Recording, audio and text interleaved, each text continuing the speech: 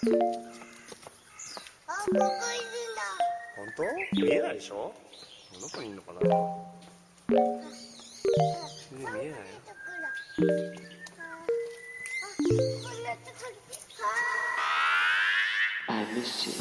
What's good, Internet? It's Monday, April 13th, and you're listening to Waypoint Radio, episode 306. I'm your host, Austin Walker, and I'm joined by Rob Zachney. How's it going? And Ricardo Contreras. How you doing, Ricardo? Fucking Monday's goddamn right. Fucking grody as hell out today. This is a real Monday-ass Monday. Yeah, it's fucking...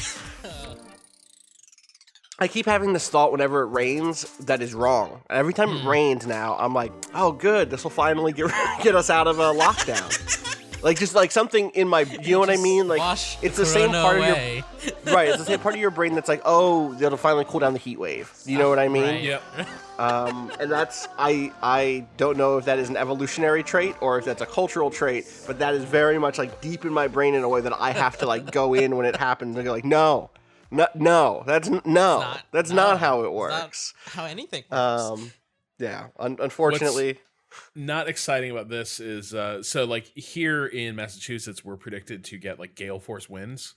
Ugh. And Fuck. yeah, and we've already been sort of advised that, hey, probably we're going to lose a lot of power in the area. God. And because of the COVID, it's going to take a while to restore because our teams aren't very big. And so we don't really have the capacity that we usually do to repair stuff. So good luck. And I'm sitting here like, boy, I sure hope all the food I've stored up for this doesn't go off during the course of a long power outage. Jesus Christ.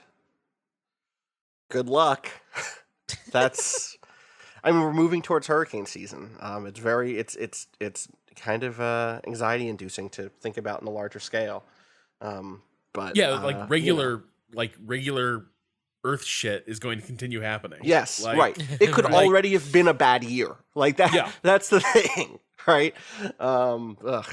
Anyway, let's talk about some stuff that isn't so earth-shatteringly bad. Video games.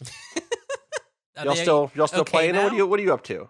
I think they're okay now. I think video games they're all right. They're all right. I have gotten deeper into online turnip trading. Yeah. That's a thing I'm doing in a way that's like, so last week I talked about the systems by which people are like going, okay, so turnips in Animal Crossing show up every Sunday. Set this up already once. They show up, you buy them at a price, you hope to flip them. Originally, that's just you do that in your own town, right?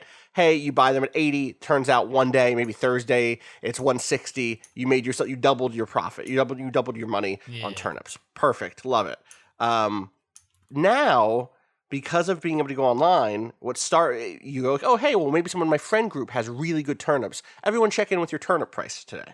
Mm-hmm. Now, because of sites like turnip.exchange and discords filled with thousands of people, there are all sorts of new emerging economies around what the turnip situation is, and practices around that. So like one thing that happens a lot is someone will be like, hey, I have 600 bells per turnip. You can come through, but I want, rust parts, Nook mile tickets, which has become the new secondary currency, NMTs, second primary secondary currency, but what were they with the Apple earbuds were in TF2 back in the day, the Mac earbuds so you got from the Mac earbuds. earbuds, from I sold the TF2. way too early. On Me those too. shits. Me too. Oh no, I didn't. I held them. I sold mine for like $42 or something like that. And got some games with it. Anyway, I don't know where they're at now. Anyway, no, it's fucking in the hundreds. It don't even. Oh look my at god, it. what a waste! I don't want to think about it. I'm a fool. You're right. And then what happens is like there are some islands I'll go to. You land on their island, and it's like a corral. It's like a gate. It's like a big fenced-in area. And a single exit point where there's like a stool, and the person who runs the island sits on the stool and is like, "All right, drop your payment." Then you drop the payment. They get off the stool. They pick up the payment. You sit on the stool, and then you can rotate your way out of the corral, right? and then you can go do it. Have you seen wild. this more than once? Yeah, this is now an established method of stuff. And then other times I you used get Turnip people who are Exchange this Saturday. Waited too long, got anxious, and started looking online. So, but my person just like was standing outside of their store, and people were just dropping things at their feet. Like, totally. There are also people who are like, I don't need anything, just tips are appreciated. But then you get people who are like, I'm looking for this song by KK Slider. You have to bring this song. Only. It is wild. There is so much happening there. Rob, is that a question or is that a stretch? I just KK Slider is basically the Jimmy Buffett of Animal Crossing. He's I could send you some deep cuts. Yeah, it's not. I think it's nothing to do with the musicianship or the craftsmanship. Okay. I mean, it's all about the what this character represents in this world. And from what little I can glean, everybody's a big slider head. Everyone is a big slider head. You're right. Also, sometimes he appears in your head.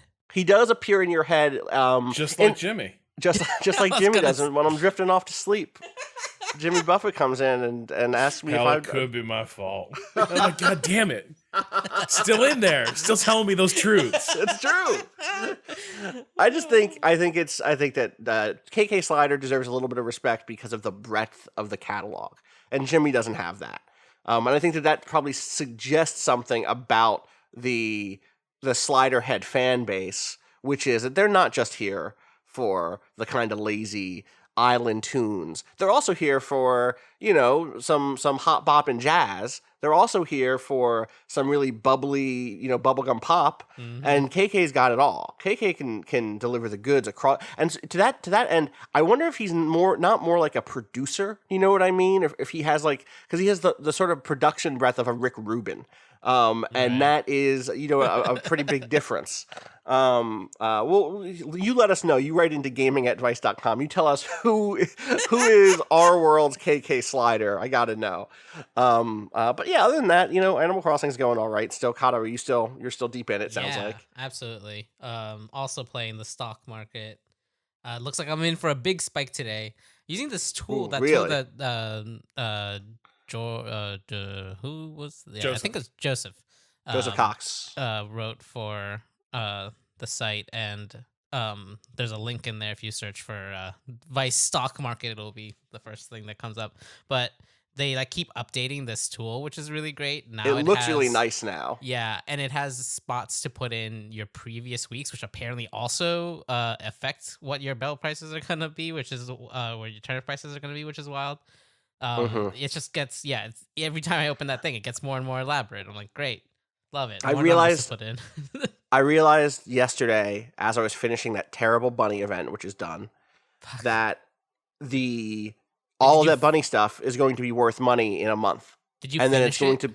Yeah, I finished it. I'm furious about it. Yeah. Because the reward isn't even a reward; it's a recipe for a reward. Yep. I will say I was very, very, very pleased and happy and relieved that they let you do an egg trade, that you could trade 3 eggs of one type to get one of another one. Were you?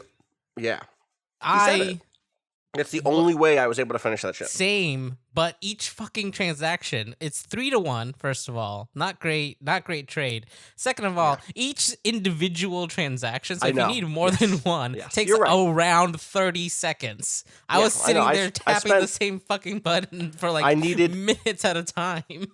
I needed something like 13 water eggs, and so trust me, I know.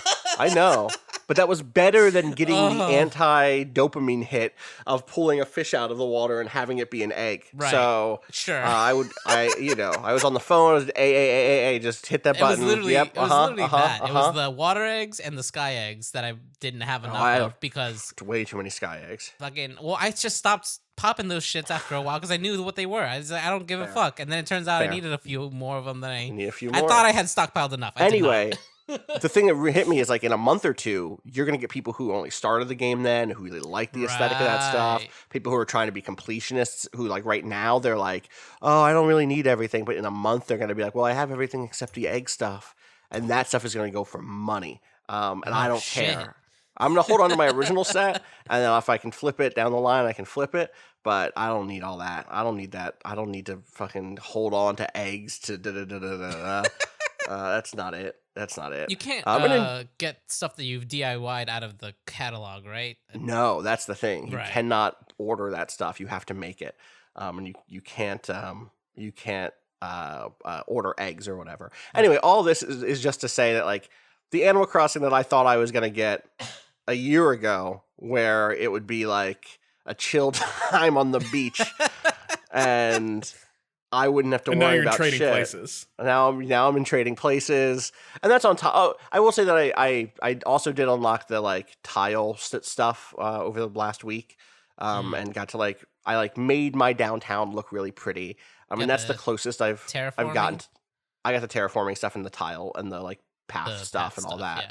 I'm not messing with terraforming. I'm not like I bought the upgrades for it, so I could if I needed to. But I very much have in my mind like, here is how my island is laid out. This part of it is where like people and commerce are. And I'm just like not gonna touch. And it's done. It's like it looks nice. I'm happy with it. I think it like it's a really nice. It has like a nice like downtown core set like feel to it. Very Main Street vibe at certain places. I'm happy with the way that looks because Main Street doesn't exist in Animal Crossing in this game in the way it did in the past. And so I'm happy with that. And now I'm just like the rest of the island. I don't want to make it. I'm not trying to remake it because the thing I want from Animal Crossing is just to kind of chill. So that's my big Animal Crossing update. Yeah. So Animal Crossing has invaded my house. Yeah. Wait, really? So there's a few things. First of all, if y'all will turn your attention to a video I just posted in the alumni channel. You can see an unforeseen complication. Oh my god! With Animal Crossing, like it is a video that goes from cute to somewhat alarming over the course of its run. When I realized that Animal Crossing does not play nicely with my animal. What is happening in this? Why? Oh my god! Do you think that Mina's trying to talk to Timmy and Tommy? Why is it that Mina is literally responding to them talking?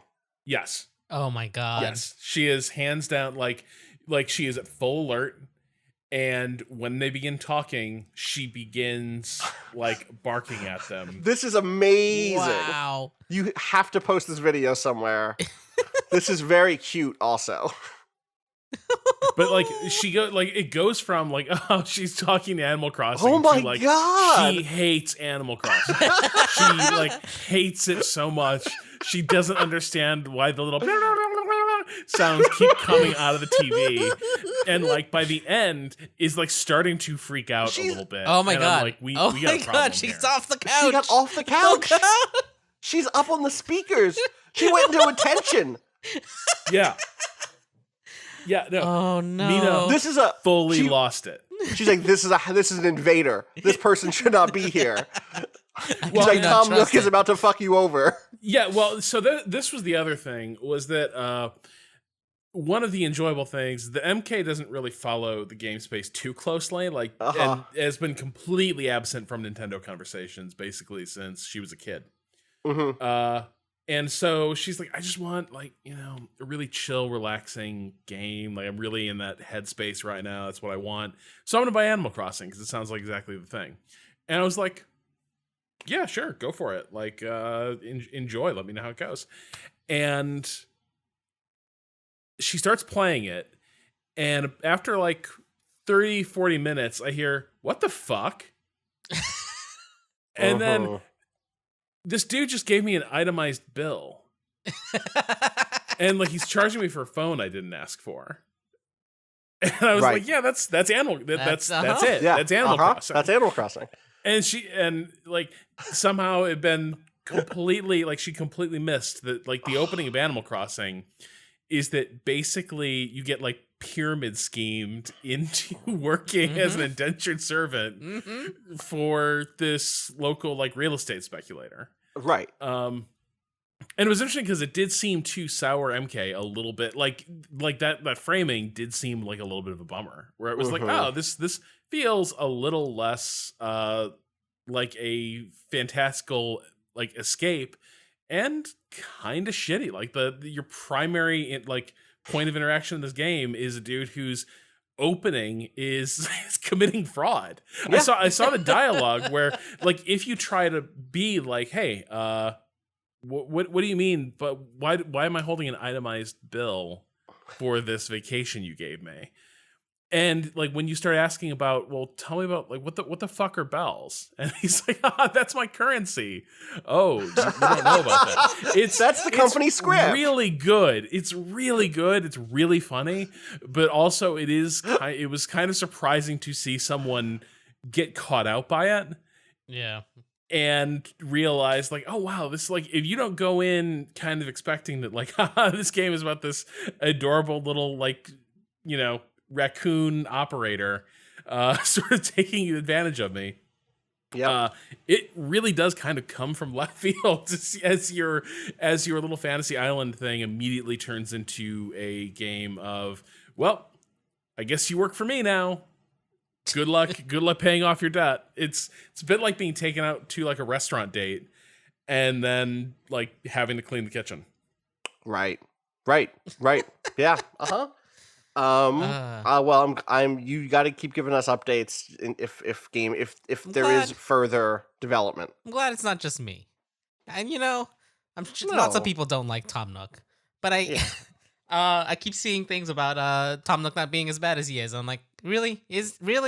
So glad to have is another. It always kind of a bait and switch type thing? Like in the previous games, is it all? Yeah, is he always basically tricking you? Yeah, in the previous games, you did. In this game, you have a choice when you upgrade, like when to upgrade and get into a new loan for the upgrades for the house.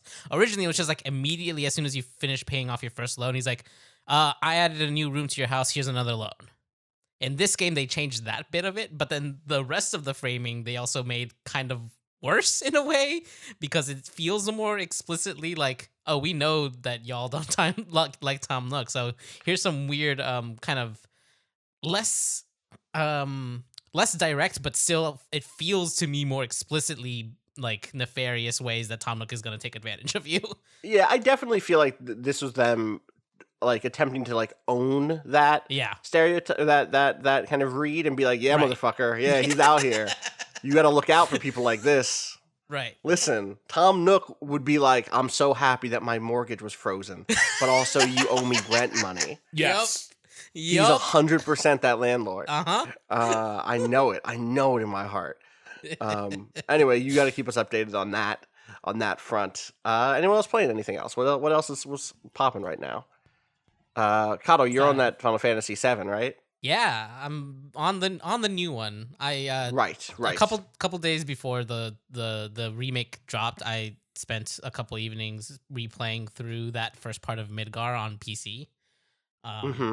And just to like refresh and like so I can, cause like that's the only part of Final Fantasy VII I've ever played through, but it was also years ago when I was a tiny baby child who didn't remember shit. So wanted to kind of do a refresher. And it's really kind of a much more stark in my mind now how different, because there's kind of like you can kind of categorize the differences in the remake in two different ways. There's like filler stuff that is like we're expanding this area that went by pretty quickly in the original because we have HD graphics and we want to make it feel like a larger space, etc., etc. So like here's some filler stuff, but it doesn't add anything narratively necessarily. I'm thinking of like the laser section that's in the demo, right? Yeah. Things like that. And then there's a second part where it's like here's completely new narrative and context that we didn't get in Final Fantasy VII, of like a full section that you get to hang out with Avalanche more this time around and things like that.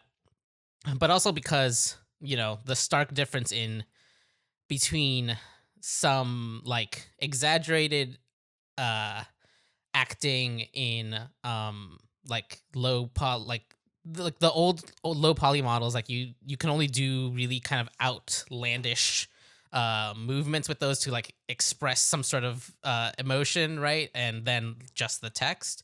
And given the like different limitations they have on like how much script they can put into one game, A lot of the early stuff that is setting up kind of the story feels like in the original, you're not getting a lot about this group that you're a part of.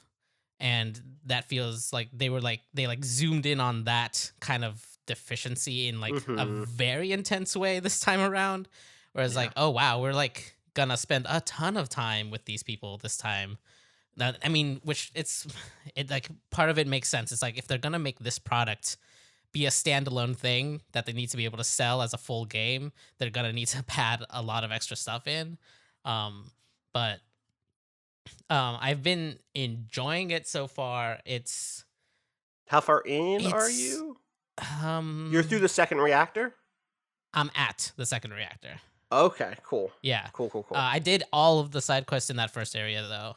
I just decided like I'm gonna really, really just play as much as possible because there's also some stuff kind of locked behind those things. So if you're interested in kind of seeing everything, there is actually a sort of mechanical reason to, other than just like money or items. You know? There's also just not that much. There's 24 side quests in this game, which is such a funny thing of just like, there's 24. How many does your game have a side quest? Yeah, 24. 24 of them. Like in the world of Skyrim, in the world of Far Cry, where it's like, we have 13 different missions about, with escort missions, and we have 12 different, mini game collections, and we have da-da-da-da-da. This is like, we have 24 missions total. Right. Side missions total. And I think it actually works for that game a lot because each one of them has some story content and has like some NPCs that you'll remember and ends up kind of scaffolding up in interesting ways over the course of the game. I'm having an interesting moment though where I can't tell certain things because I've only ever played the Midgar section. Yeah. There are certain things that I feel like, oh, this is stuff that they're pulling in from later in the game. They're pulling it in earlier versus, is this just new? Is this like a new, like, am I supposed to be surprised? Are there at like this fight or no? Where are you at? Okay, based on where you're at, what are you thinking about here? Well, just Sephiroth. Oh yeah, all new. Sephiroth's first appearance in Final Fantasy VII is not until the Shinra Tower. Right. And like I know that's game. I know we that's talked about this. new We talked for about this the other section, day. but what I'm talking about is like how much of that lines up narratively to the old game. Some of it's not from Final Fantasy VII. What? Like that's what I'm talking about. This game is like that. This game is I mean that's also true with the regular shit, which is like the biker dude is not from like a later part of Final Fantasy VII, right? Right. I think I heard about that one because they put that in some promotional materials of like new enemy. So like that I knew about, but like there are other moments where family I'm not stuff even, all new. Like there's and so the if you're more than 5 minutes past the demo ending, Sephiroth is in the game, and that's unbelievable. What? And I also I've said this. I said this I think on Monday or on Friday. I don't know whenever I said this. I don't know that they handle some of that stuff extremely well because I don't know that they give new players enough to understand who that character is or what the connection is to the party and to Cloud. And I will say I have a pretty strong idea that I think that the sequel to this game is going to start with an extended version of the Nibelheim flashback from Final Fantasy VII, and it's just going to be straight up like, here is who this dude is. Maybe you even play as him a little bit. That is my theory right now. But like, it's so weird. Wait, it's like a Final Fantasy no Russian. I mean, that was in Final Fantasy VII. Wait, I mean, not the no Russian part of it, but like, you have Sephiroth. There's a playable flashback right after you leave Midgar, in which you get Cloud's history with Sephiroth, which is like part of why everyone was so confused. Is like, why are you setting this game where it ends at Midgar? The next scene after Midgar is the one where the game is explained. Where like, this is what are we doing? I don't know that this game does a good alternative for that sequence, unfortunately. They just put some of that narratively much earlier on in like you'll learn eventually.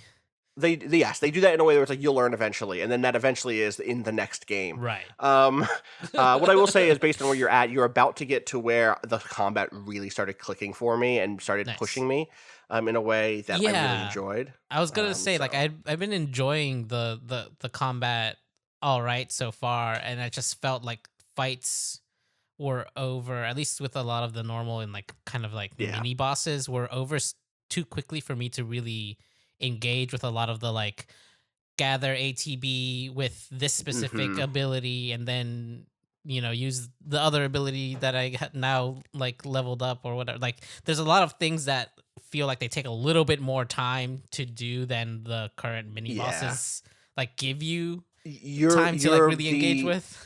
The boss you're coming up with is like the gate to the rest of the game in a real way. Okay, cool. It's the first time I died in that game, and it's the first time that I had to like party wipe?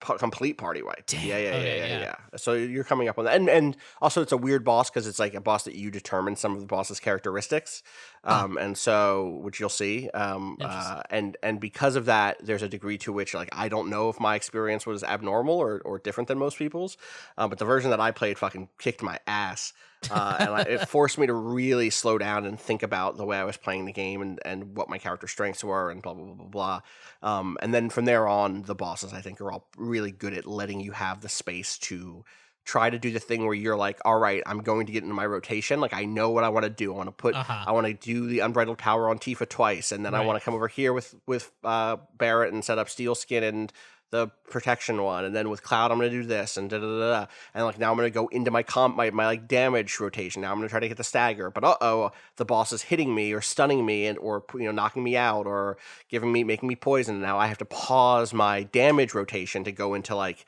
healing mode more. Right. And that back and forth was really, really, really fun for me. Again, really good mental load in a way that I appreciated. And so I'm definitely on board with that stuff. Keep me updated. I'm curious what you think. I'm excited to dig in sure. more. I'm definitely gonna like play as much as I can out of this game.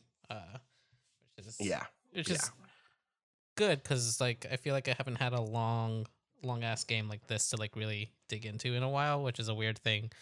But Corona, I don't know, it's like something about just being stuck inside all day. I feel like more, even though it's not even that much more different than my regular life because I also never went out anyways. It's just like it feels like I have more time when it's really like, no, there are other things you could do. But listen, you did the thing. The thing is, there's like going out and there's going out, right? And there's like, there's sometimes a little drop of medicine goes a long way. I think that's one of the things that has called into question is like, it turns out that like saying hi to someone in the office for 30 seconds, like, oh, how was your weekend? Oh, absolutely. Is socialization in a way that like without that, and it's not the same for me online. It's like there's such a different experience of like cohabitating a specific space. Or like being in the office kitchen or being in a cafe or whatever. Or even just having a commute.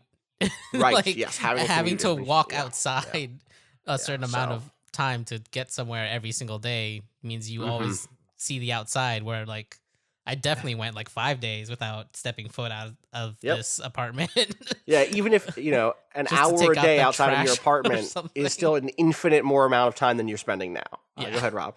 Well, so we were doing the like complete shut-in thing for a bit there until Mina went on P strike, which was so we bought one of those like turf pads that you're like because our building has 2 elevators and something like 150 units, so that's not great.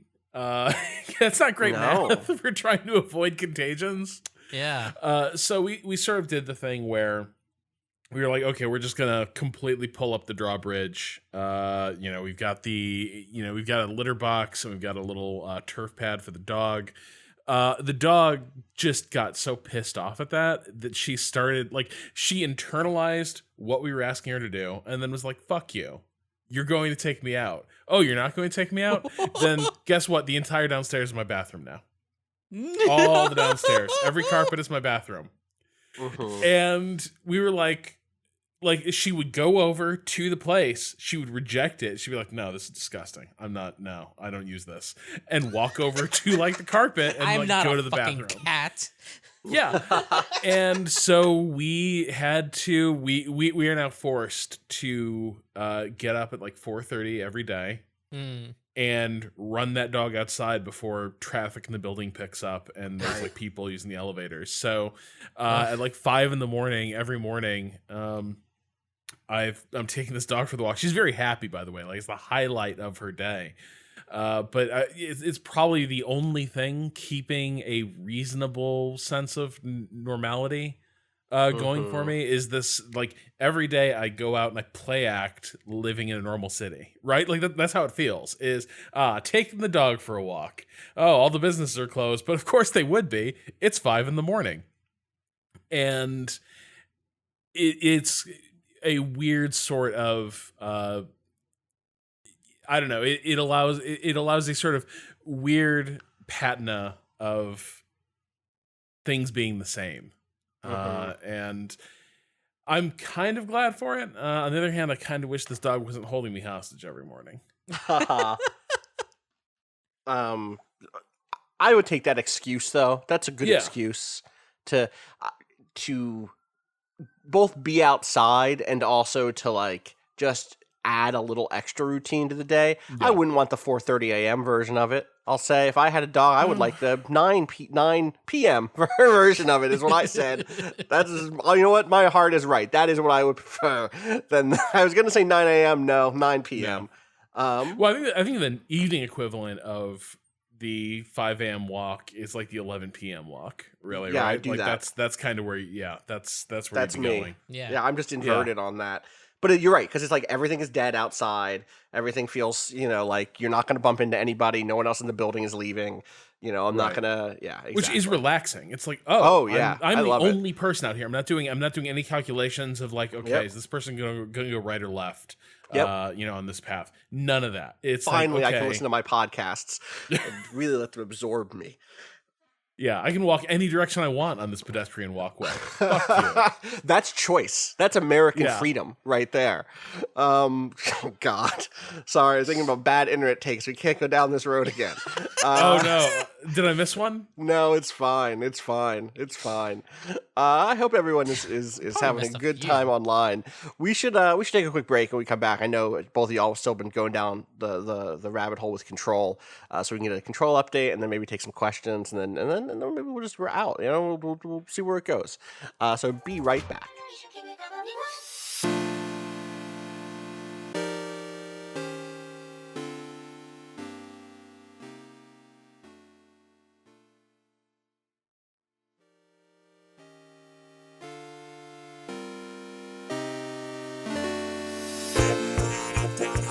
All right, we are back with more from Waypoint Radio. Rob, I think did you tell me today, am I misremembering this, that you said you're finally getting into the DLC for Control? Yeah, and let me tell you, playing straight from the main game into the DLC does not show that DLC in the best light. Oh, no. Kata, did you finish it? No, I haven't. Okay. So you're both speaking as people who've played it a little bit. Rob, go ahead. Sorry. No, I'm just saying, like I finished the main game and I was like, oh man, I'm just grooving on Control. I love this. Fantastic. There's more Control. I'm just going to go straight into this DLC. And immediately it's like, and here are none of your favorite characters. And it feels very much like one of those, I was going to say like a TV show whose like second season has had massive cast turnover, but I think maybe the more accurate comparison is there's kind of a webisode vibe to this thing. Where it's like, okay, yeah, it's like the Control universe, but like it's a really sparse location. And we're getting backstory on characters who were not even referred to in the main game. It's more their possible existence was implied. Like, I'm sure you finished Control and you were wondering all about Director Ash. I'm sure, like, when you saw that plaque in the cafeteria of the oldest house, I'm sure you were like, oh wow, there was a Director Ash that worked here at one point, and you really wondered, I wonder what that guy got up to. Well, now you know. Is it interesting? He died, but his son went into some caves. Oh. Okay. Caves are cool, I guess. Are they, Kato? I think I like caves. So like this is, I can see, because I'm thinking back to the ending of Control, there's still like a lot of main character stuff that gets left hanging, but I had been removed enough that I was just like I was like fine with diving back into that world, even if it wasn't about kind of that main plot anymore. But I could see going straight from one into the other, being like, why are we doing this? Right. But yeah, how far in did you get? Did you get to the new power choice at least? No. So I'm only in like the first hour of it. Gotcha. And I don't mean to be too harsh. Like, it is more control. I do love me some more control. Right. But I think it is tough because Control is such a tonally diverse work in some ways, where like it has its bits of like real satire, right? And it also has its moments of kind of like tragic heroism, when you start to realize that Director Trench turned out to be the weakest link in this chain, right? Like, one of the things that's revealed is that everything that's gone wrong may have more to do with who Zachariah Trench was than any of the various dangers he foresaw, right? Because all his hotline calls are very like, the director always has to be 5 steps ahead. And it turns out, of course, that it was a physician heal thyself moment. But you finish the game, and it juggles all that pretty well, and controls a game that you can always sort of take a break from the main plot and go do goofy side quest stuff. Want to go get mistreated by a professor in the basement of the oldest house? Of course you do. Who doesn't want to go live the life of a grad student, but with automatic weapons fire and killer mold? But you can, like, that experience is in there. And when you go to the DLC, it's like, okay, we're basically like, it kind of feels like, okay, we're giving you a tunnel, and the tunnel's going to tell a story. It's very much like if Control is a full amusement park, this is very much a single ride. It's an experiential ride, but it is a ride. Yeah, no, I think that's fair. It feels like a side quest. It is another extra long side quest so far, and I think maybe being further in, I have seen a bit more of other characters from the main storyline that are a little more interesting, but it still remains to be seen how deep that even goes, because I feel like where I am, it's kind of surface level so far. But yeah, I have to get back to it.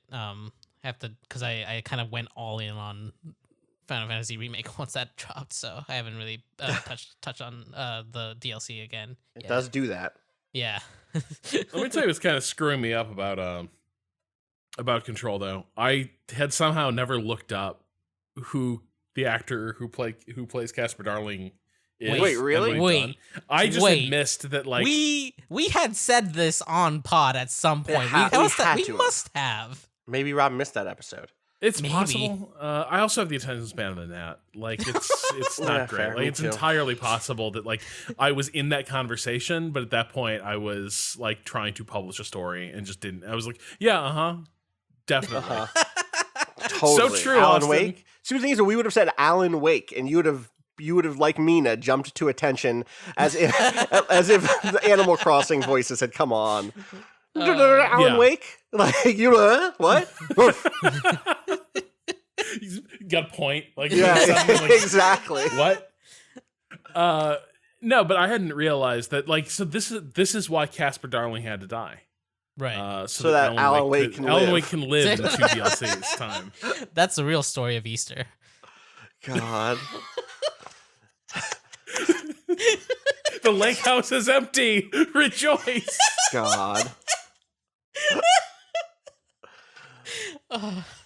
So are you suggesting that this is it? We're in Alan Wake around the corner?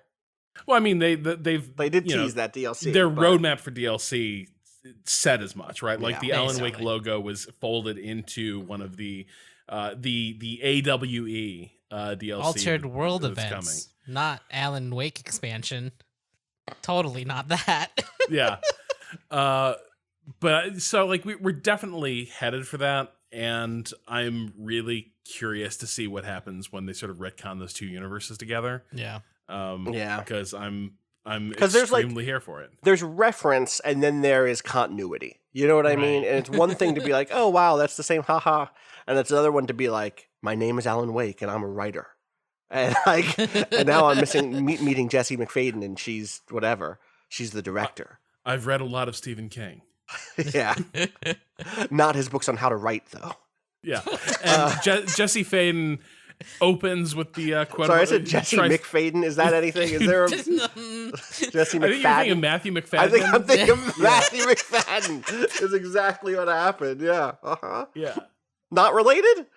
That's not the brother? That's not her brother? In the expanded Control verse, who can really say? Man, he would make a great Dylan. See? Make it happen.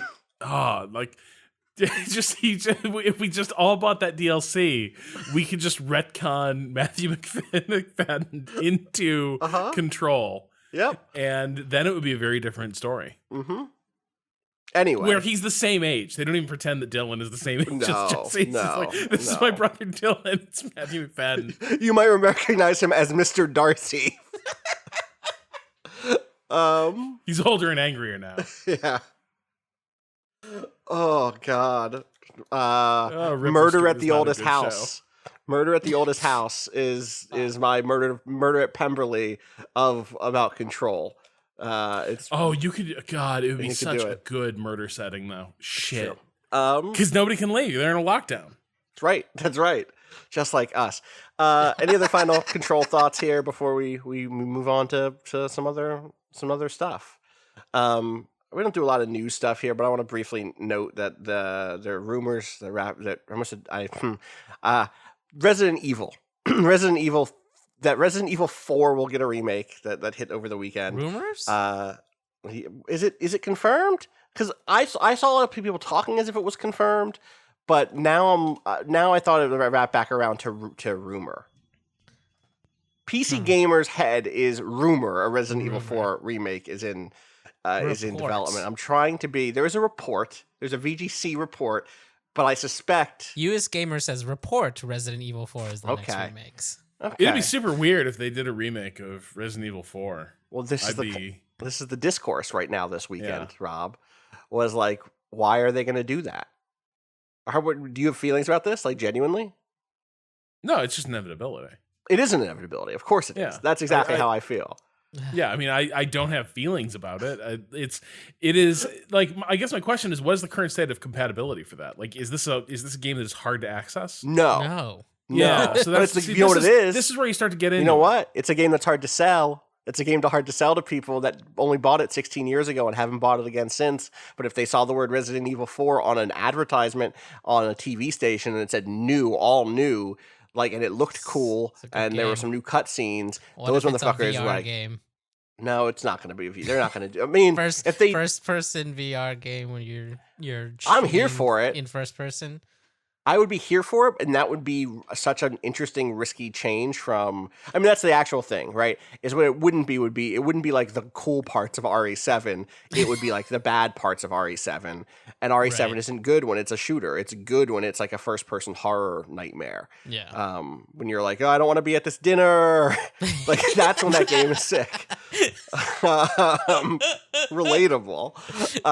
Yeah, I don't know. I do feel like it's inevitable. Like there's a degree to which that rumor going around, that report going around, made me go like, yeah, okay, and I get the feeling that a lot of people. It was one of those moments where I felt a lot of folks were more generous towards the industry than they normally are because they were surprised by it or because they were upset by it. Because like of course Capcom is going to remake the thing that's going to make them the most money. Mm-hmm. That's what they do. That they occasionally make stuff that they also made Dragon's Dogma. Like Dragon's Dogma was a money grab. I love it. I think it ended up being this really idiosyncratic thing that's like not like any other thing out there. But what they wanted to do was make like action Skyrim, and like that comes from a very pragmatic position. That is not like an art game. So yeah, I'm not super surprised that this would be something that a road that they would go down. My hope is that it comes out, alongside or even after a Resident Evil 8 that does do some extra stuff, that like does do some like take some bigger chances, that it, allows for other parts of the company to be a little riskier. That is the promise of that sort of strategy, but I don't know that will actually happen. We'll see. How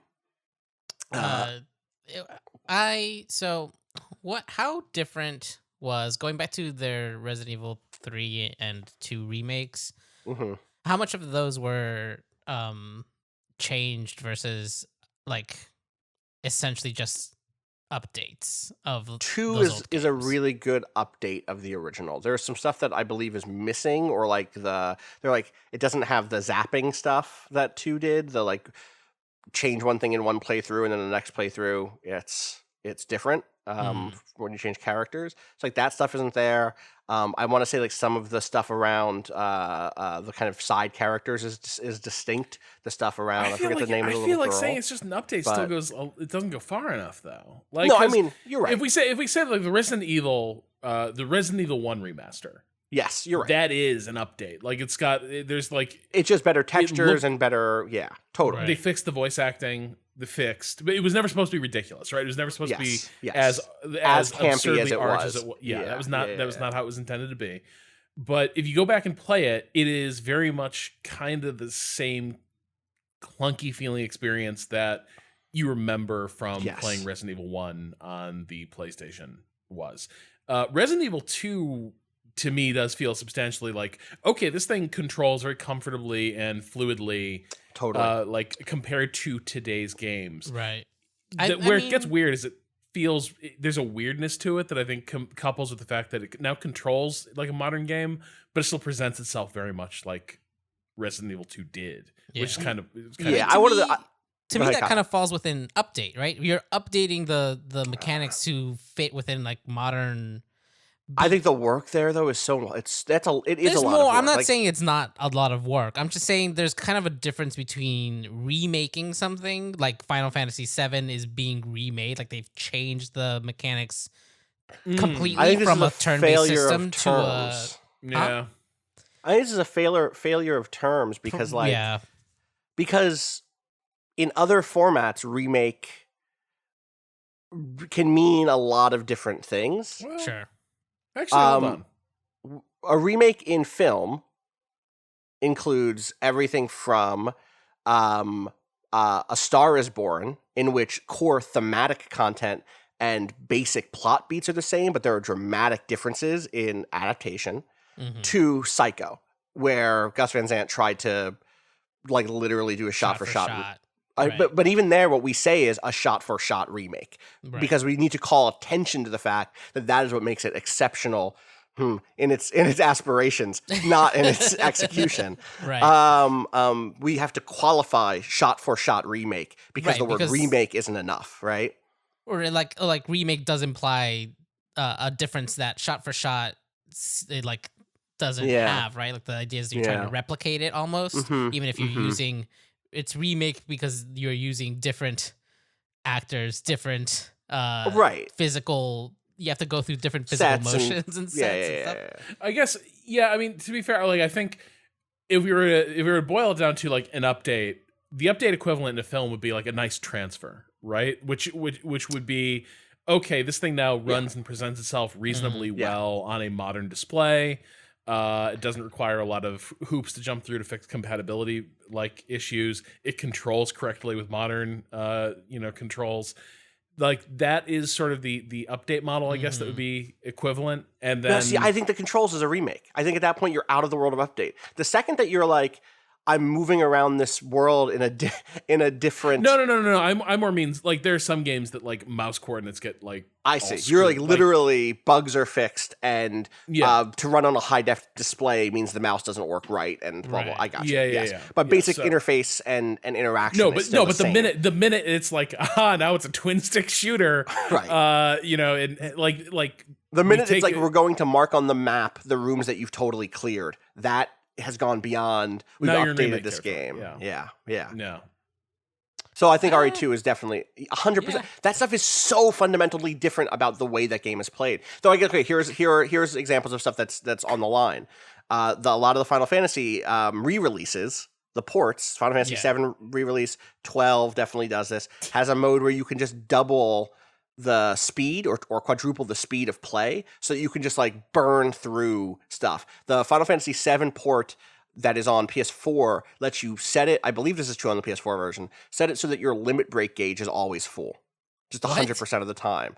So that you can just, like, I'm not here to play, I'm just here to fucking get the story. I'm not here to engage with materia. I'm not here, like, let me just, like, go off.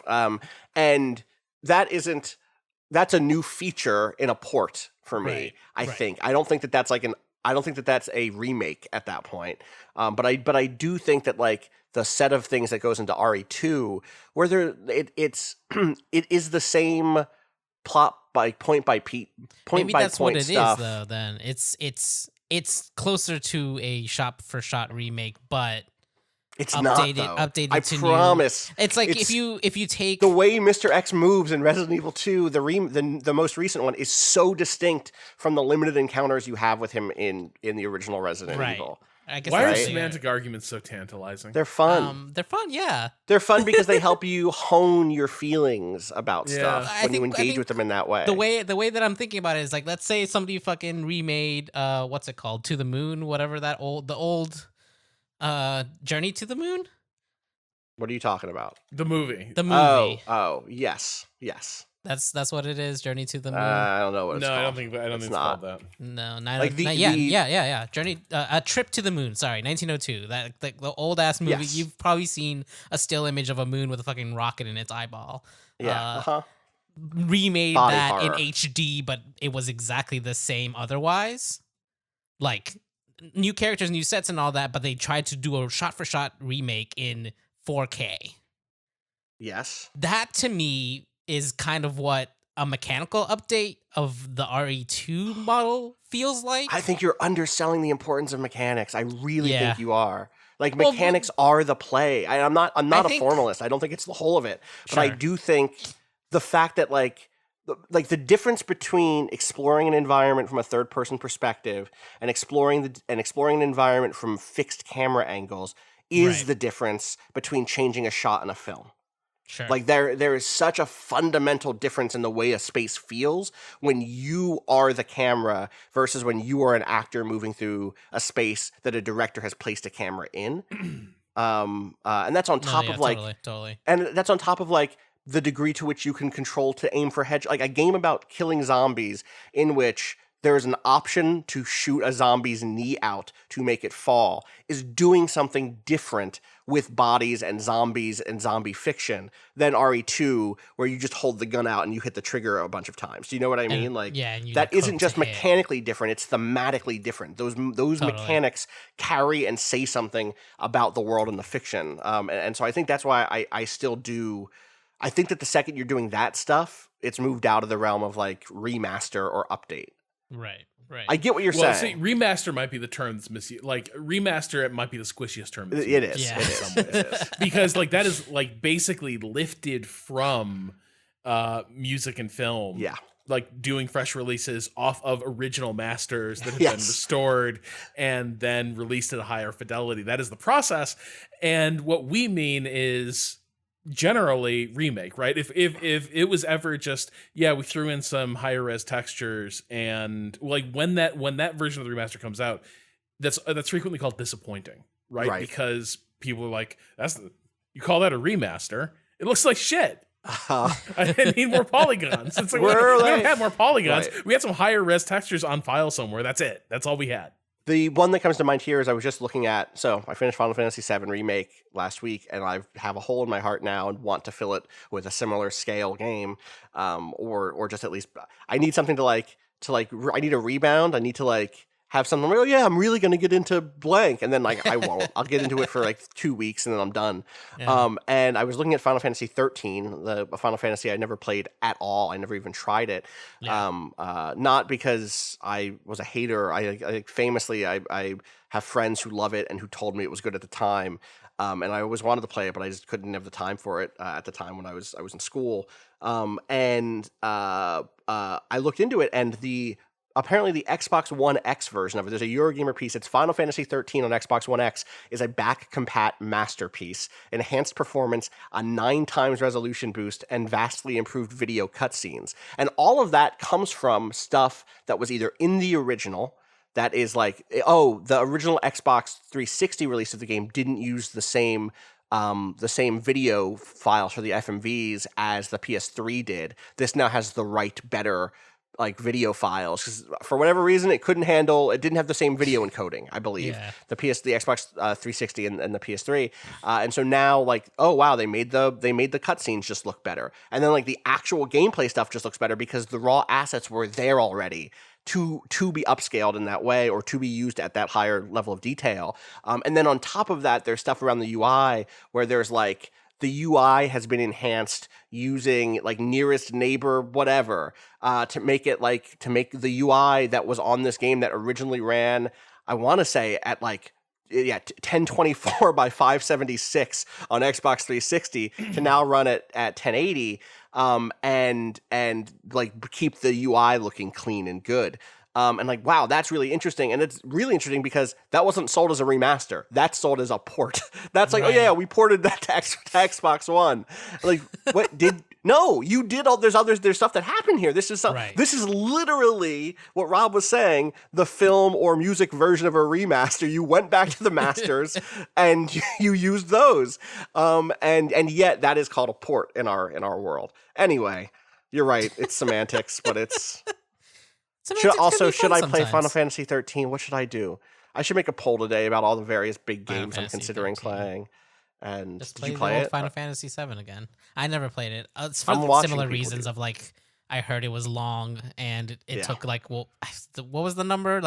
40 hours before it quote unquote opened. I feel like this number has changed a lot. I'd always heard 20 hours, but then the other day someone told me that they'd heard 35. So now you're saying 40. But I'd always heard it was 20 hours to get to Grand Pulse, and then that's when the game gets good. Right. But maybe I'm wrong. When did that come out? I think I was in college also. It was 2010. I was in my master's program. Junior and undergrad. I believe that's true. Let me double check. Maybe it was 2011.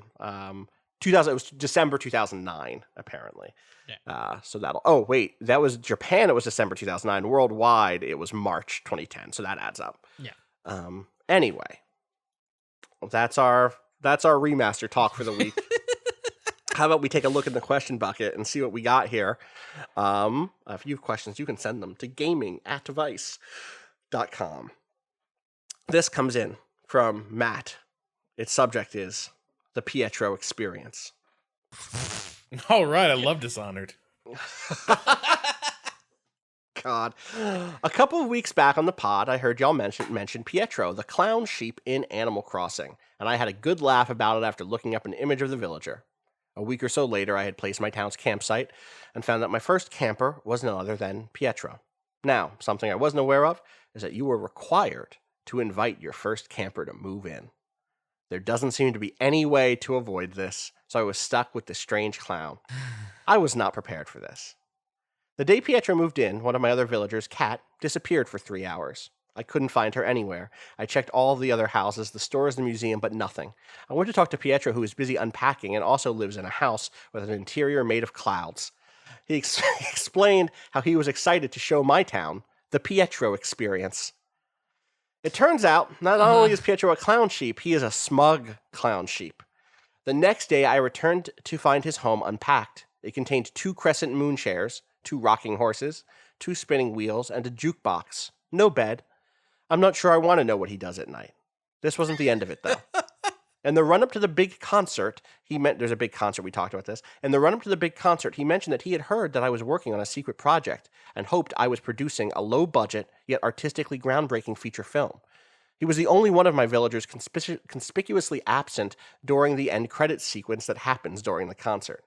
He also pretty regularly mistranslates Italian phrases to me and has the catchphrase, honk honk. Apropos of nothing, he once told me that the nice thing about magic was that it doesn't have to make sense. A week later, I was inviting Bob to join my town from the campsite, but I was already at capacity, so I was given the choice to replace one of my current villagers. I selected Rhonda, and Bob went to talk to her about swapping. Bob said that Rhonda was already thinking about moving anyways because of the night clowns. Rhonda lives next door to Pietro. Bob decided not to ask any further questions. I'm not sure my town is safe. Matt. What? The Pietro experience. You got to deliver it like it's the aristocrats. Like the Pietro experience. Oh, what do you call this act? What do you call this act? That's quite an act you got there. God. As arc lights catch killer clowns feasting in the night. Looks up directly. The Pietro experience. Shot like a trauma film. Just like cartoonish gore. Oh, yeah. Thank you, Matt, for that one. I'll say it, Matt, you sent that to the wrong email address, but I read it anyway because it was a good one. Thank you. Again, the website, the email to send it to is gaming@vice.com. Here's one that came in from Too Mellow. Too Mellow wrote in, "Hey, y'all, Mellow here. A couple of episodes ago, you called for emails from listeners regarding bad interactions with celebrities, possibly sarcastically, and I forgot to write in until now. This one is more awkward than bad. 2013 was a year of firsts for me. I joined my first record label and went on my first ever plane ride to play at a large comic convention in Houston. The first night I was there with another artist and we went down to the crowded hotel lobby to use the shuttle to get some food.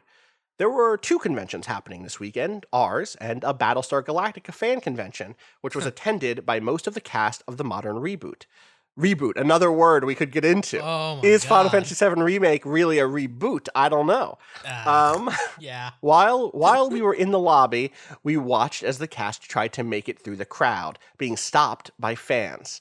The shuttle finally arrived, and we approached it along with the cast. As I got on, I felt a hand grab my shoulder and turned around. It was legitimately intimidating actor Edward James Olmos. He told me, "You can't be here," and shooed both of us off the shuttle. Hotel employees intervened and insisted that we all ride together, and the cast wasn't going to get the shuttle to themselves. Olmos had obviously seen us as fans trying to hijack a cast dinner, and we were incredibly embarrassed, sitting quietly in front of this hotel shuttle with the entire Battlestar Galactica cast behind us for a painful 10 minutes, desperately trying to prove that we were normal people who thought the show was a 7 out of 10 at best. I still really enjoy the fact that one of my very first real musical career experiences was getting kicked off a bus by Edward James Olmos. That lines up with my impression of that dude. Yeah. You know? He's never seemed that friendly. No, not at all. I feel also like, why are they taking the shuttle bus? Yeah. Could the cast not get, rent a car? That feels like one of those. A car's for the 10 out of 10s, please. Oh, you're right. Sorry. What were you going to say? No, I was gonna say that it feels like a couple things. One is like, yeah, Battlestar Galactica, not quite like Star Trek levels of cultural prominence. Mm-hmm. And second, that also seems like a bad judgment about logistics, where someone is just like, we'll just put everyone on a bus. That way, we don't have to arrange multiple cars. There's no wrangling. We just take them from the venue to the dinner, whatever. Right. But then you end up with a mob scene as the last of the tiehards try to crash. Hold on. People liked him? Oh, I have no idea. I just made that up, man. I have no idea. I'm sure, what would the real Colonel Tie stands be called? Like tiehards. That seems absolutely right. Yeah. But also, what do you mean people liked him? What wasn't to like? Oh my God! I mean, he was kind of a vicious, mean drunk, but that was only for part of it. But like on his day, he was the Rock of Battlestar Galactica. Yeah, real good judgment, except for the really bad judgment. Like, really good opening of season 2. Like, he might be the best combat commander the fleet has. Like, he pulls their fat out of the fire in like 6 consecutive episodes, and then he kills a bunch of protesters. Yeah. So, like, who's to say whether he's good or not? Not good. Not good. Eject. Oh, fuck. God. Colonel Thank Ty you, did Mello. If nothing you wrong, have yes. had bad or awkward celebrity interactions, you got to let us know. I'm very curious what the situation is. Another one here. This one's from Chuck, who says, Waypointers. After the most recent hurricane hit Florida, I lost power for 2 days. There's a Waffle House right down the street from me, and having read about the Waffle House Index, I decided to walk down there. If nothing else, it would get me out of my dark house. I cannot tell you how great it was to see the lights on there and to be told all we have is pancakes and coffee, cash only. Maybe the best meal I ever had, and it just felt good. I go there now at least once a month as a way to say thank you. Keep up the good work, Chuck. Waffle House Index, it works. People are out here. People are out here going to get waffles. I feel so cheated that I lived above the Waffle House line in Indiana. Is that the euphemism we're going for the Mason-Dixon now? Wait. There's waffles above. There has to be. Yeah, there are. There have to be. There have to be. Yeah, like Indiana is above the Mason-Dixon line. Yes. But yeah, it's just like Southern Indiana is the South, and you can get things like grits and you go to the Waffle House. But like in Northern Indiana, it's Chicagoland. It's Lake Michigan country. That's it. Yeah. So I do feel a little bit cheated that I've still never had a Waffle House experience. Wow. I've been once, but I was so young that it doesn't count. You know? Yeah. I want to go. I want to go to the Let's go to Waffle House. Let's go to Waffle House. Not right now. It's an experience. The Waffle House experience. What's the name of this? What do you call this act? The Waffle House experience. Arms outstretched. Oh, God. What happened to your civil infrastructure? Yeah. Oh God. Walking around a disaster zone. Oh my God. We got some more stuff that came in here. I'm gonna read this one. This one is mad at you, Rob. Is it okay if I read the one that's mad at you? Oh, is it the person who told me to go fuck myself? Yes. Yeah. Can I read this one? Okay. Fuck Robs and his stupid flower is the subject. Damn. This is unsigned, so I'm gonna leave it unsigned. Dear Waypoint. I think there's a reason why I want to read this, which is like this is a perspective. Oh, it's a serious email. It is a serious email. Yeah, no, for real. I was hoping we'd read this is not just a joke. I work overnight grocery, and luckily we don't interact with customers until the end of our shift when it's time to go home, unless we need to do paid overtime. Been one hell of a month, and one thing I know is I'm at my breaking point on flour. All of you guys just grab all of the flour on the shelf and force us to fill it back every night. Pounds and pounds of flour gone nearly every day, and the stupid yeast. Yes, I know many of you guys are bored and are trying to start a hobby, but my God, why did all of you decide to be bakers? I will never know. Also, I know Rob started it before it was cool, but if the store decided to never send us King Arthur flour again, I would just give a nice toothy grin of joy. P.S. Stop thanking us. Please just stop thanking us over the internet. I get you want to send good feelings, but right now we are highly stressed, and some of us, meaning grocery workers and other essential workers, just feel like it's pandering, which never feels good. If you really want to thank us, call your city and state reps about giving us hazard pay that we deserve. Would list Congress, but we both know that they give zero fucks about us. Grocery store workers are the hardest hit from this virus, so please, when in the store, please wear whatever masks you can come up with, and if you need help, try to be respectful to us and try not to get into our faces. Please, I beg of you. And that, again, is not signed, but thank you for writing in. Rob, why are you such a jerk and trying to make these people deal with your flour needs? So this is an interesting thing. I don't think I am. But I do think there's a lot of people who've been left in an incredibly shitty and vulnerable situation here. My suspicion about why I buy flour is because I can stretch pantry goods really far. Like a loaf of bread is not a very efficient, like from a pantry size, like it's not a very efficient thing, right? Like a loaf of bread it'll keep better in the fridge, but fridge space is at a premium too. Right. Whereas a bag of flour is like, God, that's like 3 or 4 loaves of bread in there. The freezer's also full, man. There's no room. Like, yeah. Like I got a narrow little side by side. Like everything, like every like cubic inch of space has counted throughout this. And like for what it's worth, I think since February 4th, I tallied this up yesterday when I got this email. Since February 4th, I have had 5 grocery runs, like starting that day.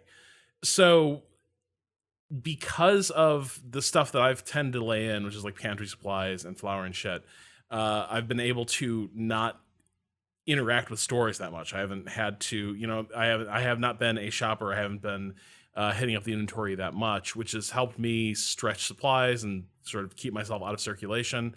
But I do also feel like I know what I'm doing. Like I baked. I did a fair amount of baking before all this started.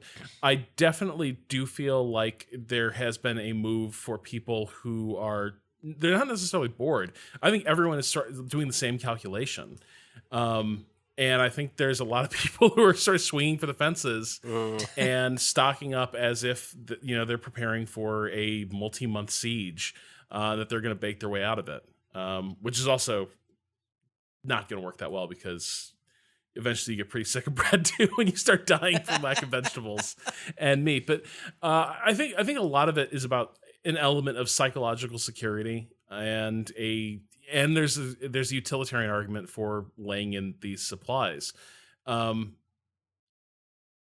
that, though, I do totally understand how exasperating it has to be dealing with the sudden throughput on these supplies, right? Like these are things where you probably didn't have the entire shelf being cleared out multiple times a day, right? And the last store run I went on, everything was gone. Like it was down to a couple bags of the store brand flour, but it really was like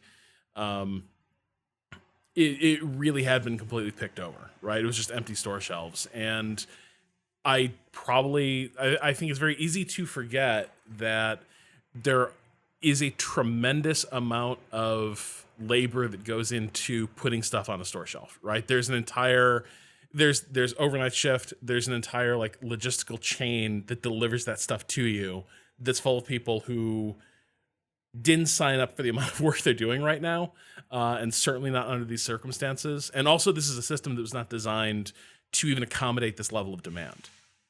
So I totally understand the frustration. I think a lot of folks probably are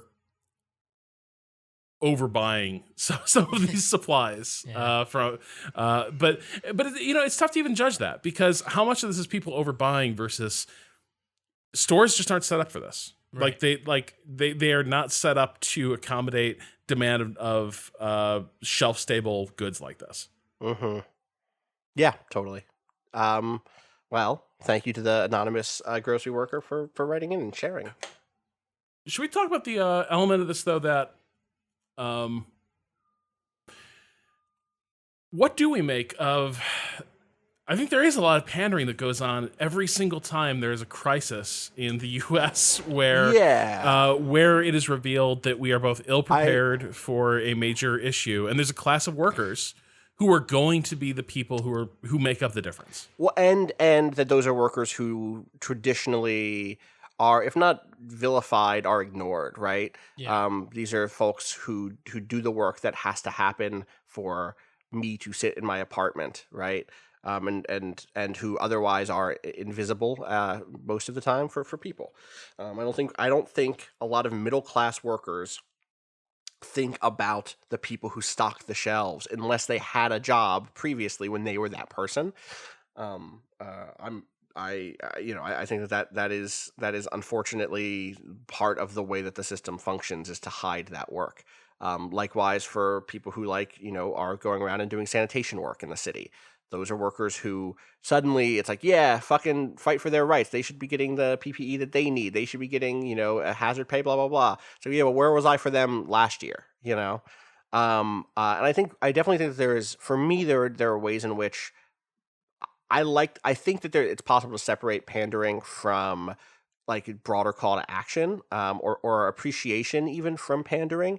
And I think that part of that appreciation is, or the version of which that encouragement and appreciation can happen is to situate. I mean, one, I defer to this person for what works for them first and foremost. Like they want me to fucking call my representative. You heard the person. They said call your fucking representative. So do that. But on top of that, what I think is important is to not fall into using empty words. Like I am not a big fan of a lot of the these heroes on the front line of blah blah blah rhetoric, because they are doing something heroic, but they're workers. They're not hero. When you raise someone to the status of hero, it's a lot like a lot of the rhetoric that happens around raising someone to the status of artist and then insisting that they should do it for the love of the art. Well, you're a hero. These heroes are sacrificing, so they should need to sacrifice, motherfucker. Yeah. They're here to do their jobs, and more I'm happy like being sacrificed, because it's not like they need these jobs to survive, right? Like they're being put into harm's way because it's also essential for everyone else. But it's not like they have a lot of choice in the matter. No, it's not like they're like, you know what, I'm gonna volunteer today to go work at the grocery store and stock shelves. It's like, no, like if I don't do this, I'm going to not make rent this month. So I'm going to go do this. This is the thing that I have to go do. And I think that when you do start using certain terms like that, there's a degree to which you wash your hands of the cost and the outcome, because you say, yeah, they're noble sacrifice. Like, fuck off. So that stuff I think that is what I make of it, Rob. Yeah, I'm there as well. Like, I think there's a lot of invisible coercion in our system. Like a lot of times we use the language of market to obscure what is often coercive extraction of labor. And I think there are definitely folks who are showing up to jobs as healthcare workers, caregivers, working at workers at groceries and other stores. There's all sorts of people showing up to these jobs in part because they do feel a sense of broader responsibility to the people who need these services. But there are also a lot of people who are showing up to these things because we have a system that pretty much throws you to the wolves the minute your income stream is disrupted. I think how many of these folks would be going into work that became way more dangerous than it could ever be expected to be, right? The circumstances of doing this job have changed so much from the day these people signed up to do it, right? I worked at a grocery store. It was a job that it wasn't a bad job, but it was kind of a bullshit job in some ways, because it was I go in there, I clean floors, I stock shelves. 8 hours go by. Yeah, exactly. But it was never a job in a million years where you thought this could be dangerous on some level, right? The only thing I had to watch out for was a forklift driver who was a little bit, there was a good forklift driver and there was a not so good one. Yeah, you just had to watch out for this. You had to watch out for the one who was I can corner this baby real fast. It was no, check it out. The thing I never want to hear someone in a forklift say is, check it out. No, I will not check it out, sir. But so these jobs are so much more dangerous than they were ever intended to be. Yes. And then certainly than what the pay and benefits look like for the doing them. Right. And I think if you didn't have folks sort of with their rent being held over them, with their own need to, buy supplies and take care of family members, if all those things were guaranteed tomorrow, right? Okay, well, this is a huge crisis. We're not collecting rents. There's no evictions. There's all money for housing is just suspended, right? That's these months aren't even going to exist. You're not going to owe. It's just, everyone, if you've got housing right now, you're taken care of. Don't worry about it. How many folks would still show up to work under those circumstances, right? Because I think a lot of folks some. would. I think some, yes. I think absolutely. more than we might think, because debt is still real. Because a lot of the folks who are in those jobs are in positions where, being able to skate by for a couple months because that crisis check is hitting would be nice. But those are the folks who also understand what like having that crisis check be in the bank for them as a safety net for if this falls apart is like, I don't know. I think a lot about the ways in which my overwork is related to my feelings of worry that things are going to fall apart.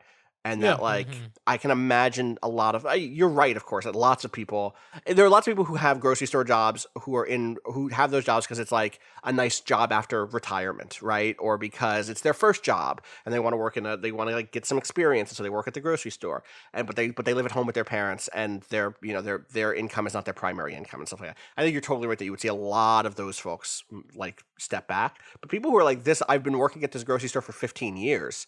Like, and I still am week to week. I don't know that they'd be like, "Wow, $4,000 in my bank account. That's enough for me to not but I think keep if you collecting a check." No, but I think if you did take off those external pressures, you're right. Not just rent, but like just broadly, like, look, we're not collecting on debts. Yeah, like it's just not happening right now. Because I think you can't. Like the story of this moment, I don't think can be told just as we are going to retroactively decide these folks are heroes for doing this job that they are compelled to do. And we're not going to change their material circumstances. We're not going to give them the equipment they need to be safe. We're not going to change store procedures that much to keep people safe and distanced, but we're just going to give them a nice thank you. That's deeply, that's corny at best, but it is also, I feel like it is a uniquely American form of corniness that has become kind of an endemic feature of the landscape, right? All those heartwarming stories about people, kids working hard to pay off like school lunch debt. Stories about that stuff. I remember one of the things that always drove me nuts hearing about was people talking about how what a great and noble thing it was for teachers to buy school supplies for their students. And my mom did that too. Every teacher did. Oh yeah. And it wasn't like a good deed. It was necessary to make the school function. Yep. Right? Like you could either buy school supplies or you could have a classroom that couldn't function. You know what I mean? And so it was like teachers just paid for that out of pocket. And it wasn't just to take care of their students, though ultimately it was, because it was about doing a good job, right? Like the thing to the reason, the way you were a good teacher was you made sure that the course you were teaching was being effectively taught and everyone had the necessary supplies. But that was a huge gap being left open in the system that teachers were just left to cover. Like if they didn't, nobody else was going to be offering a solution. The states and local school systems didn't give a shit. But in retrospect, that was held up as an example of like, look at how selfless teachers are. Look at what a wonderful profession this is. And I could never help but feel like that was a really cynical play. Not just a way of sort of co-opting the fact that people were being self-sacrificing and taking care of their students, but also a way of, in some ways, obligating an entire class of worker to continue to put up with substandard conditions. Oh, well, good teachers give up their paycheck for their students. Their already menial paycheck. Good teachers will spend a good fraction of it on school supplies. And I worry we see the same thing right now. Medical profession has even higher standards of professional obligation in some ways, right? Like if you're a healthcare worker, there is a level of obligation that people in healthcare feel they have to do their jobs that I just do not, right? Like my level of obligation to show up and do blogs is not the same thing, clearly. But that's kind of one of the things I see happening that really worries me is this notion that we've got really critical workers and then rhetorically we sort of put them in a box that says, well, the thing that makes them admirable and valuable is that they sacrifice and they put themselves at risk and they do these really important jobs for little remuneration and without the proper equipment, and they do that for us. And no, we will not be paying them, and no, we will not be helping them. But isn't it a fine and noble thing they're doing? Yeah, I have little to add there. I think that is fundamentally the problem with the sort of that style of rhetoric and congratulations. A lot of it driven by a desire not to, and often an unconscious desire to not fundamentally change our relationship with these things and these roles in society, to like hopefully, like it's like when someone does you a big favor, and then you go like in front of everybody like, wow, what a big favor that person did for me, and you don't actually. Sorry, let me reframe it. It's like when someone you don't really like gives you a big favor, and you know that you have to like recognize it, but you don't want to necessarily bring them into your life. We're not trying to hang out. Like, yeah, you picked me up from the airport in the middle of the night. That was you did do that, but I'm not going to hang out with you. Like, and that is the relationship that's happening here. And I'm not saying I've done that. I've been on the other side. I've been the person who picks people up from the airport in the middle of the night. I once drove someone 6 hours to an airport that I hated. That I hated because I was like, if I don't do this, they're gonna know how much I. You're both on both sides of this experience. Yeah, totally. And the difference is a lot of the country won't even give that person the ride to the airport. Right? Here they're like, I'll give you some money for a cab. Bye. Or like not even that. They're saying like you could get a cab. You could that's a way you could handle this problem. Thanks by the way. And that is so much easier to do than to have like a real reckoning with folks who are doing jobs like this and jobs that would be essential in other conditions. Like that's the thing is like what this puts into relief is these particular roles as being the essential ones in this style of lockdown. But other crises may have, precipitated the realization that even other roles that right now we think of as not people who are working from home now, or people who are not in retail outlets or whatever it is, in forward-facing storefronts, would also be folks whose roles are important. And it is very frustrating to see that the response basically has been nothing. And I do have to wonder to some degree to what is the what is part of the lack of political will around something like recurring, money payouts to people tied to the fear that you kind of outlined, which is like, if we pay these people, they're going to stop stocking the shelves. And whether or not that's true or not, is that part of what is happening in the kind of mind of Beltway, politicians? So to me, I've always felt, I think on some level that is at work, maybe if only implicitly, the notion that if we just give people money, I mean, that's always the fear, right? This notion that, people are going to get away with it. They're going to work the system. They're going to live perfectly average, somewhat underfunded lives without having to bust their ass for it. That infuriates me. But I think there's another element of this, which is, I think the U.S. in particular has this teach a man to fish mentality, and the part where we teach a man to fish is business, right? That's it. Like this notion that if you just give people money, you've just given them money, but you're going to spend it. That doesn't help them. But if you give a business money and the business hires them, then the business will continue to hire more people, and that gives money to lots of people, and it becomes an engine of creating income for folks. And they will maintain that fiction till hell freezes over, right? Like, it doesn't matter how much money you have to inject into that company to maintain the fiction, the company is still viable. They would rather do that than just say, you know what, this company can fold. Like Boeing being a perfect example, right? Like Boeing fucked up terribly, had increasingly unsuccessful business model, and then also had such a disastrous approach to engineering for safety that they caused two airliner crashes and basically like put paid to their commercial airliner business.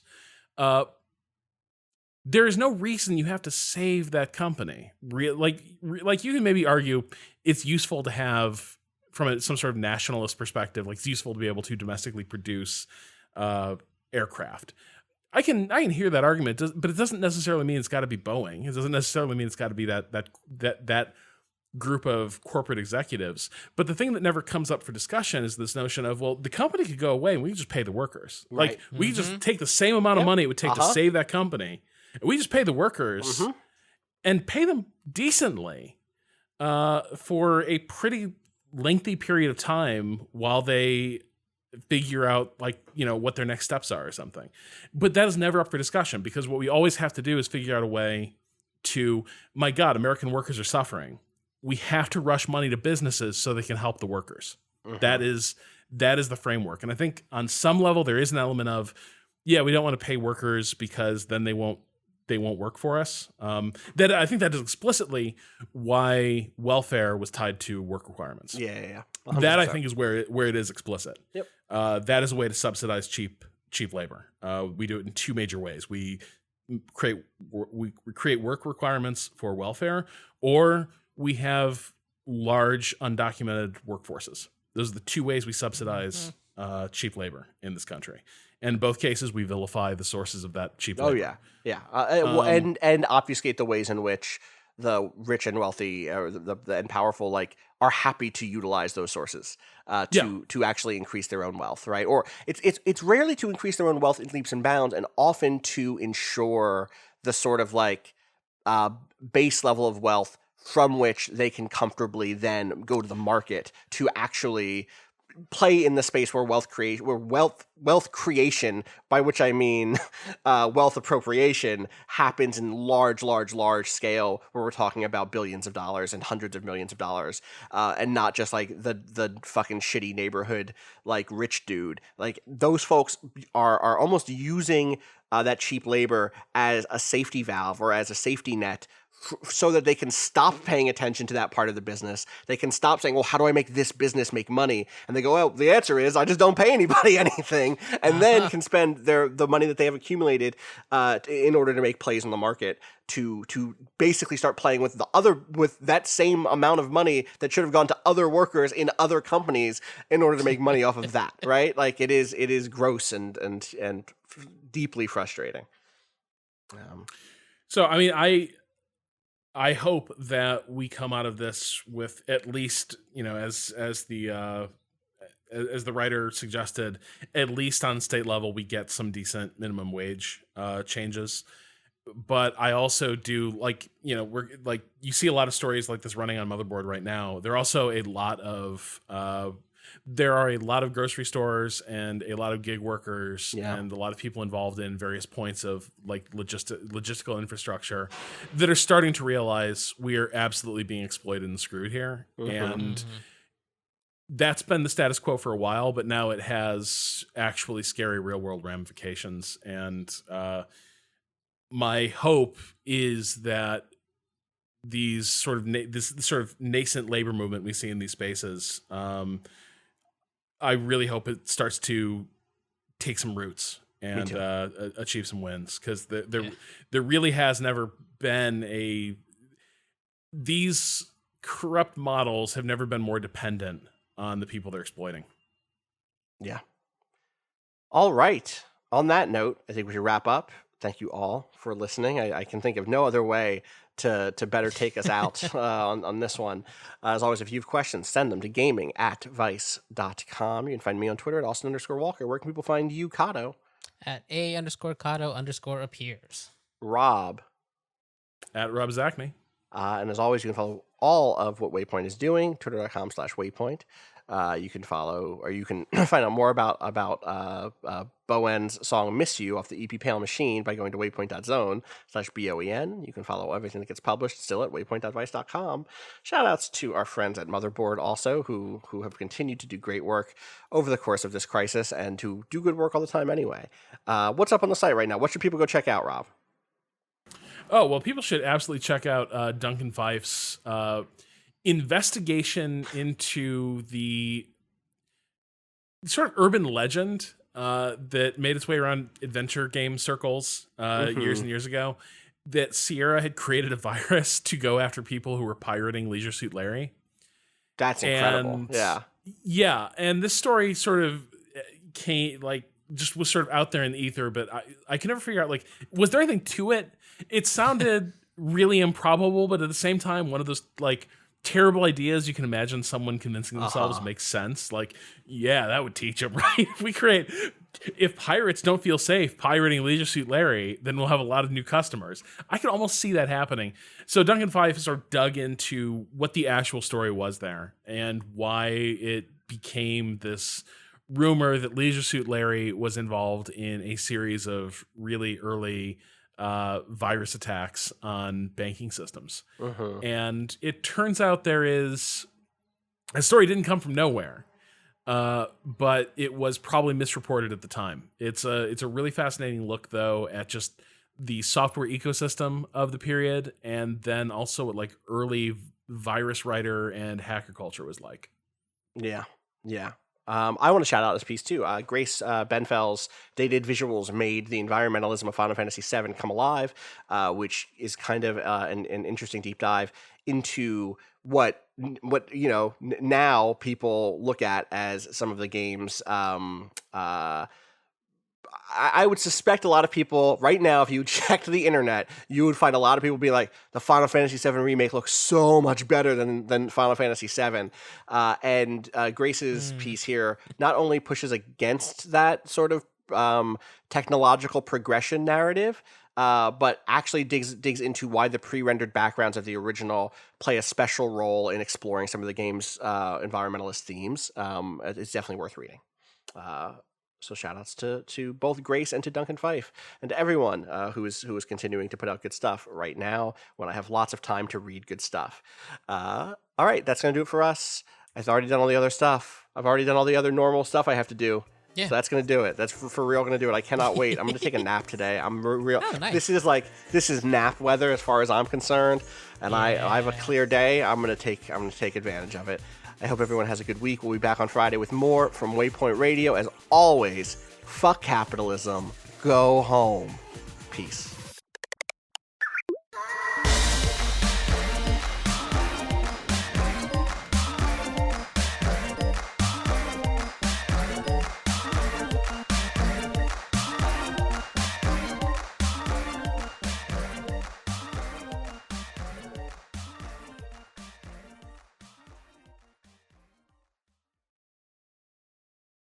Take a nap. Take a fucking nap. You ever have a year so bad? You just gotta take a fucking nap. All right. Check out this video of the Thunderbirds honoring healthcare workers in Las Vegas. Is that real? What? It's real. Oh, fucking Christ. So good. I love this country. I love to flex military muscle to prove that we have thank that you, healthcare workers. I'm going to do a low altitude flyover. Wow. Yeah. We could bust some fucking windows on a hotel. Oh, man. Time.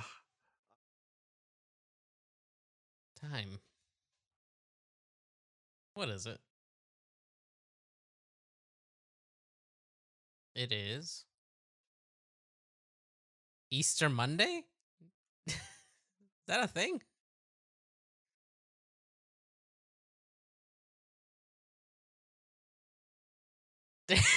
Is that it? It's just because it's the Monday after Easter?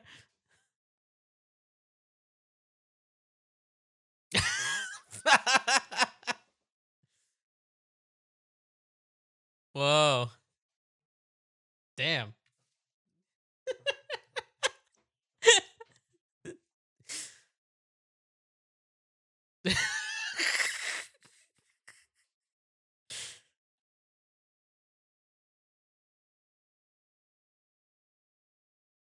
Yeah. My main recording is going. I forgot to get my own personal backup, but now it's going just in case. Okay. All right.